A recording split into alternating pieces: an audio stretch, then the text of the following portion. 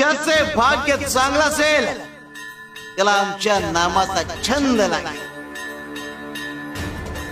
आणि त्याच्या मुखात सतत नाम जप असेल.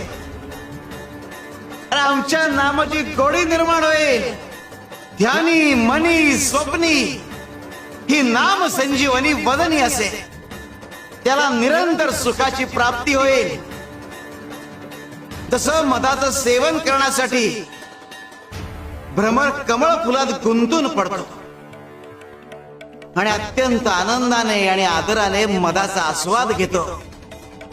आमच्या भक्ताचे मन आमच्या नामाचे ध्यान लागून उच्च पातळीवर स्थिर होते. मन नामात एकाग्र होईल. त्याची चंचलता नाहीशी होईल आणि त्याचे उन्मन होईल. अरे नामस्मरण हेच प्रपंच व परमार्थ साधनाचे साधन आहे.